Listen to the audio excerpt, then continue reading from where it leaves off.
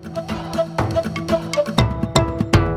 programa Grandes Temas está de volta e hoje nossas convidadas debatem o feminismo negro. Nós vamos agora, para ampliar o debate sobre o feminismo negro, assistir a um vídeo que o Grandes Temas foi conferir e vamos agora discutir esse pequeno vídeo com os nossos debatedores. Olá, meu nome é Lorena Risse, eu sou doutoranda do programa de pós-graduação em comunicação da Unicinos, universidade que fica aqui no Rio Grande do Sul. Eu vou falar um pouco sobre feminismo negro e a importância da gente fazer recortes de classe e de raça quando a gente vai pensar ou fazer parte de movimento social.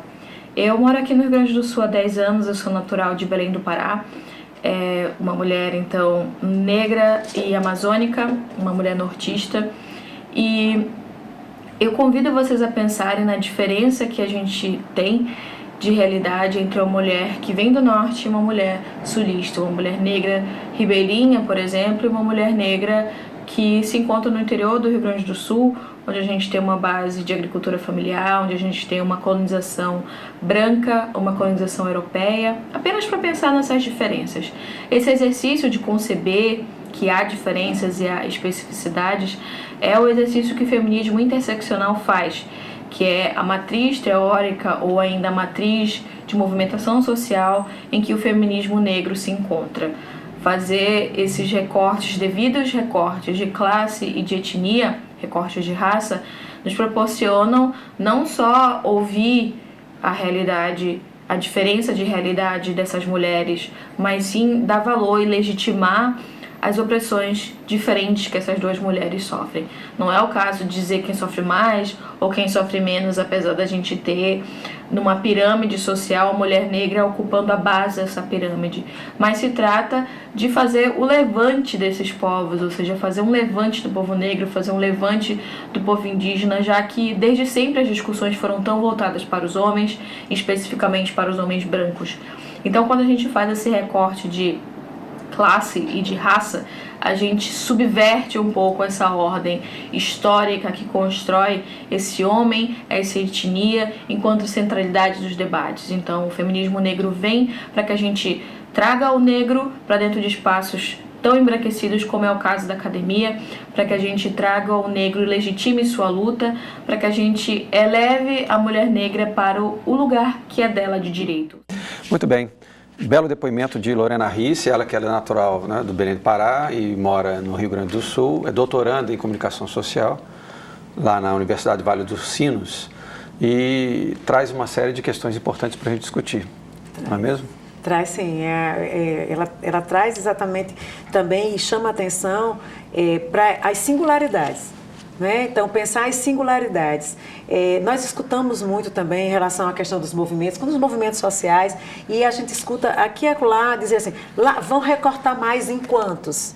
Né? Agora vão subdividir mais quantos? Principalmente na questão das representações, quando a gente vota, precisa tirar representações, né, para congressos, conferências. Então, a gente escuta muito isso.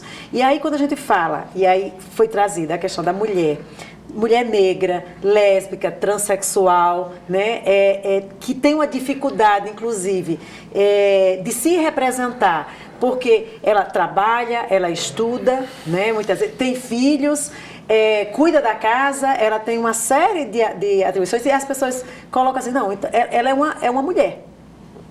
Não é só uma mulher, ela é uma mulher negra, com vários recortes, com uma singularidade que é difícil, inclusive, para o sujeito, para a mulher não negra ou outro sujeito não negro ou negra, se pensar nesse lugar. Então, ela traz, ela fala em legitimar. Eu diria que é levantar a questão. A gente precisa levantar essa questão, a gente precisa falar sobre isso. Né? Quem tem medo aí trazer o livro da Djamila, né? Quem tem medo do feminismo negro. Né? Então, por que não discutir, por que não falar? Então, a gente precisa falar disso, a gente precisa discutir isso, trazer a questão, porque tem singularidades, tem diferenças, e para que nós possamos, de fato, cada um ter o seu lugar, que seja um lugar justo, a gente precisa falar sobre isso, não colocar debaixo do tapete. É aquela história, não queremos ser todos iguais, queremos ter direitos para sermos diferentes. né? A luta não é por igualdade, a luta é por respeito e valorização das diferenças, não só respeito, né? Porque se você dizer só respeito, também não sai do canto, né? Estou respeitando. Não é isso, é respeitar e valorizar, e ajudar a difundir, promover, né? Resgatar. Né? É cumprir com a dívida que existe, né? Com as mulheres negras no nosso país. Né? Historicamente, as nossas ancestrais, né? Como Ivaneide colocou, nossos passos vêm de longe. Nós estamos discutindo hoje, né, nesse momento feminista negro, mas as nossas ancestrais, elas já praticavam esse feminismo, né? Quando a mulher pensou em sair de casa para ter ascensão social, as nossas foram tomar conta dos filhos dessas mulheres para que elas ascendessem. Né? Quase um século depois, as empregadas domésticas tiveram sua carteira assinada. Né? Quantas das nossas venderam, né, nos seus tabuleiros para comprar suas alforrias? E de muitos homens e de muitas mulheres. Então, nossos passos vêm de longe, nós estamos inseridas no trabalho desde sempre. No entanto, as políticas públicas, elas não têm sido de forma plena, efetivadas junto a esse segmento. Nós ainda estamos, né, como já foi dito, em todas as áreas em desvantagem. Na questão da segurança pública, na questão da violência doméstica, na apuração dos casos de feminicídio. Educação. Né? A violência doméstica contra mulheres brancas diminuiu 9%, enquanto contra as mulheres negras aumentou 13%. E aconteceu então, a mesma coisa com a morte materna. Em algum lugar não está chegando. E esse lugar... O risco de morte também, né, das jovens negras tem aumentado. Então, naquilo que é negativo, tem aumentado. Né? A desigualdade, ela tem se aprofundado. Né? Embora temos muitos avanços, a gente não pode negar. E avanços que nós conquistamos a luta social. De luta, por luta, né? Não foi dado. Não foram concessões. Não foi a Princesa Isabel. Né? Inclusive, essa não é nossa referência, né? Exatamente. Como na minha época era contada, que a gente não nega que oficialmente houve assinatura, né? O Estado brasileiro assinou que Princesa Isabel, mas não é nossa referência. Por trás desse ato, muitos homens, muitas mulheres lutaram, né? Estavam organizados nos quilombos e até hoje, né? Então, o Brasil, o Estado brasileiro, quando cria a CEPI, a Secretaria Especial de Política de Promoção da Igualdade Racial, em 2003, reconhece para o mundo que a sociedade brasileira é uma sociedade racista. Então, não estamos inventando, né? Nós vivemos, nós denunciamos, nós vamos para o enfrentamento, nós somos propositivas, nós estamos preparadas para dizer um basta, né? Que não dá para continuar da forma que a sociedade de privilégios é uma sociedade que alguém está sendo beneficiado.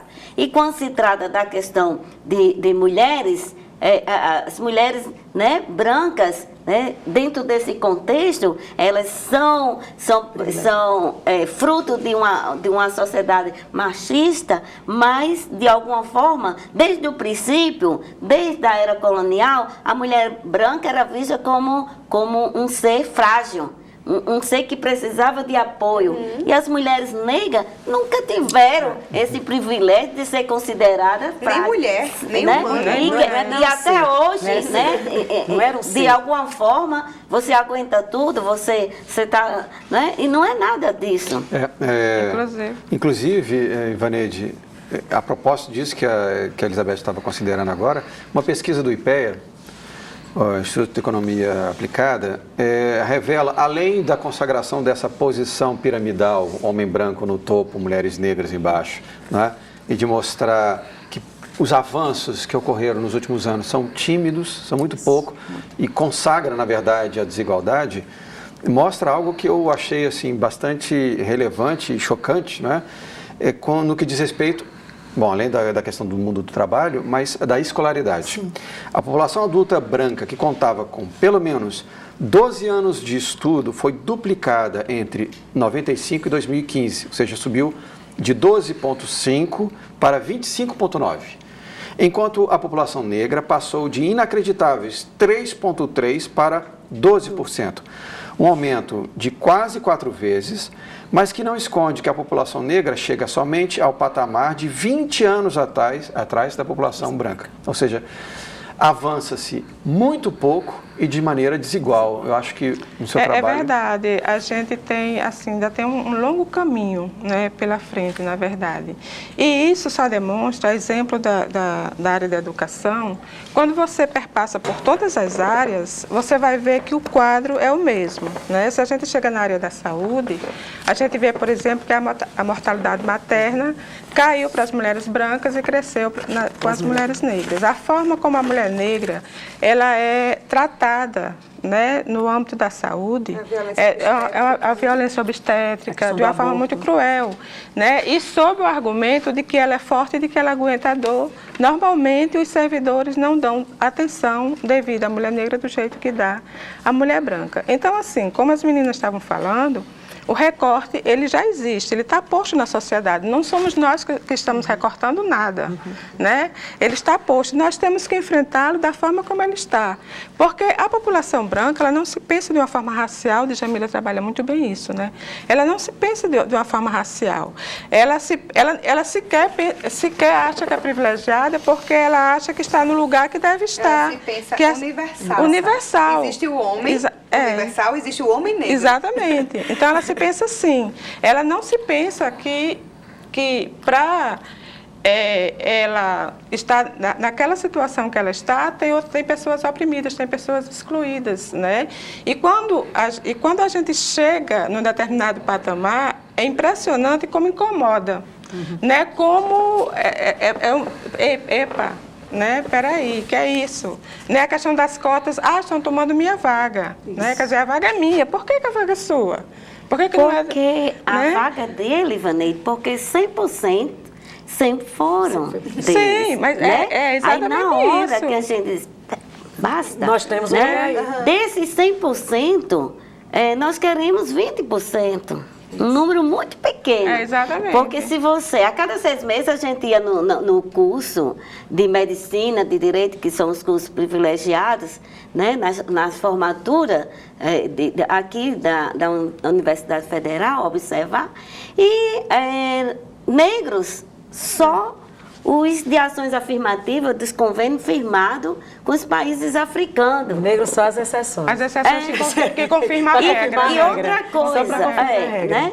E a maioria vinha de escolas oriundas, né? De marista, salesiano, que tem toda uma base desde quando está no ventre, né? Todo um acompanhamento, um desenvolvimento um desenvolvimento intelectual favorável a entrar nesses cursos, diferente de quem vem de uma escola pública, né? De mães que passam o dia fora trabalhando, com a responsabilidade. Muitas mães assumem aquela família, né? E é pai e mãe, e não acompanha seu filho, não sabe o que foi. E é muito difícil, mas diante de todas essas dificuldades, muitos conseguem, né, não por iniciativa própria, mas a gente incentivando, vamos estudar, porque esse espaço é nosso, esse lugar é nosso, e consegue, mas numa desvantagem muito grande para enfrentar, luta também, né? Enfrentar luta maior. Vestibular. Então, nada mais justo do que uma reparação histórica de ser colocada essas ações afirmativas das cotas na universidade, que no princípio foi muito mal interpretado, e hoje a gente consegue, na minha época, na década de 80, que eu sou oriunda dessa universidade, contava-se nos dedos. Hoje a gente já vê as meninas aí, os black, mas ainda é muito pouco. Ainda né? o papel da população que nós temos representativa foi resultado da luta. Exatamente. Até porque, né? Elizabeth, se precisa discutir agora a permanência na universidade, que está muito complicado. Né? 10% das mulheres negras, apenas 10% competem. Todos os debates que a gente faz, né, todos os eventos que a gente faz, a gente percebe que a reivindicação eu entrei na universidade, mas agora, né, a reclamação dos jovens, especialmente das jovens negras, porque a sua maioria tem filho, não só consegue na universidade, deixar. como inclusive no ensino inteiro, né? Porque muitas vezes a criança ela não consegue estar na escola, né? Mas ninguém da família, por exemplo, sabe ler. E aí quem é que vai ajudar essa criança em casa? Quem é que vai fazer atividade? Já tive casos de aluno assim, não dá para fazer atividade. O que é que acontecia? As professoras combinavam de ficar ensinando a tarefa de casa quando todos fossem embora para aquele que ninguém na casa dele sabia ler. Uma família negra. Né? Então a gente vê que vai desde a base, desde a educação infantil até a universidade. Por mais que as crianças negras estejam já chegando mais na escola, mas se manter na escola se torna e aí esse sistema vai criando várias barreiras, né? E dizer que não existe, que essa questão, que nós somos um país, nós não temos racismo. Trazendo a década de 80, eu também sou oriunda daqui da UFRN, eu lembro exatamente, eu tinha 16 anos, na época eu cursava o primeiro período de psicologia e pagava a disciplina sociologia. E nós tínhamos um monitor. Você imagine aí uma sala de aula eminentemente branca, né, quase. Nós tínhamos exceções negras, né? E aí o monitor, numa discussão sobre preconceito, eu lembro, era discussão sobre preconceito, sociologia. E aí o monitor disse assim, pois aí dividiu em grupos, alguns ficaram com alguns temas, eu me lembro do meu grupo. E ele olha para mim e diz assim, mas a gente precisa ver, mas eu vou lhe dizer uma coisa. Ele branco, né? Branco hétero, né? Ele diz, por exemplo, a gente fala de preconceito, vocês estão realmente, nossa sociedade, nós não somos racistas, temos algumas questões, mas eu posso fazer minhas escolhas. Por exemplo, eu jamais escolhi uma pessoa como essa para namorar, porque ela é negra comigo. Eu não escolheria. É uma questão de gosto. Então, um monitor de sociologia na primeira série, né, primeiro período do curso de psicologia, diz isso para uma mulher negra que entra na universidade. Quer dizer, a discriminação é assim, na cara. Né? Ela se manifesta dessa forma, né, e muitas vezes velada. Quando a gente... qual é a pauta do feminismo negro? Eu acho que por tudo que foi dito, né, nessa noite, nós estamos com uma pauta na agenda pública brasileira, que é a implementação de políticas públicas, né, na área da educação. Nós temos aí a Lei 10.639, 11.645, que trata das questões das relações étnico-racial, e o Estado do Rio Grande do Norte não tem feito nada, absolutamente. Teve um momento, mas hoje, quem é responsável, né, que a Secretaria Estadual e as secretarias municipais dos municípios do Estado do Rio Grande do Norte não tem feito nada, né? Nós temos hoje uma política nacional de atenção à saúde da população negra, que vai trazer e tratar das especificidades das mulheres negras, está alocada no Ministério da Saúde, e o Estado do Rio Grande do Norte, os municípios do Rio Grande do Norte,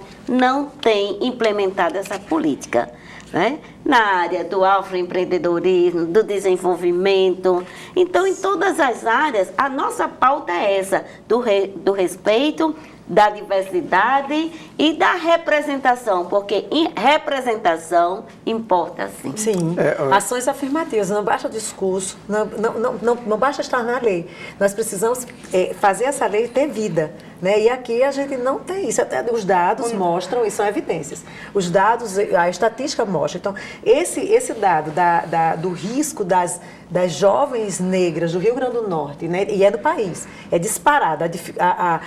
O maior risco de uma mulher jovem negra morrer é aqui no Rio Grande do Norte. E mais, essa negação. E mais, essa negação do atendimento, ela tem um nome, que é o racismo institucional. Isso. né? E precisa ser colocado para os gestores entender por que existe uma pauta de feminismo negro, porque existe essa diversidade de que as políticas públicas precisam atingir não só as mulheres negras, mas essa diversidade que é o estado do Rio Grande do Norte. E é urgente que o Estado e os municípios elaborem um programa de enfrentamento ao racismo institucional. Os gestores, servidores precisam discutir entre si, e aqui nós estamos para auxiliar. O racismo sexista. Nessa interseção das questões de raça, de gênero e classe. Eu acho que nossa cidade, agora indo um pouco mais profundo, né? A nossa cidade, inclusive, se destaca assim, vergonhosamente no país. E é uma cidade que não reconhece a população negra desde o seu processo histórico, não tem escrito, não tem registro, né? Das nossas principais referências, que é Câmara Cascudo, fez, inclusive, o favor, quando dizer o contrário, de escrever, dizendo que não existia uma forte presença de negros no Rio Grande do Norte. Quando a gente sabe que, Elizabeth pode falar melhor do que eu, a quantidade de quilômetros que nós temos no nosso estado. E na época ele sinalizava apenas 5 agrupamentos negros de diminuta presença no estado do Rio Grande do Norte. Na verdade, eram comunidades organizadas, politizadas, que tinham sua maneira de funcionar e que, inclusive, o nosso povo trouxe uma noção de economia, de organização, de estrutura comercial, que o Brasil conheceu pela mão das mulheres negras, porque a noção de economia, das feiras livres, que o Brasil começou a acender nas feiras, venda de café, cana-de-açúcar, a mulher negra trouxe uma percepção de mercado que revolucionou o mercado brasileiro. E a gente não reconhece. A gente faz, um estudante de economia passa a vida toda estudando economia e nunca lê uma mulher negra. Né? Eu passei a minha graduação aqui inteira na educação e nunca li uma mulher negra. Eu acredito que vocês também, né, nunca tiveram acesso a esse conhecimento. Então, não é só de um trabalho negro e de uma sociedade que se sustenta com a base na mulher negra, da força bruta, da empregada, não. Tínhamos intelectuais, os quilombos eram povos organizados, né, que tinham sua noção de mercado, tinha sua visão social, tinha como se organizava. Então, assim, não estamos falando só de força bruta e de trabalho braçal, estamos falando também de povos que produziram intelectualmente. Fora a questão da sororidade, né? A sororidade entre as mulheres negras, essa questão do cuidado, na troca, né? Isso é importante. Nós vamos continuar, então, Aparecida, daqui a pouquinho. Vamos agora a um rápido intervalo e você pode aproveitar esse tempo para enviar a sua questão pelo nosso WhatsApp para o número 99193 6032 e participar conosco. Até daqui a pouco.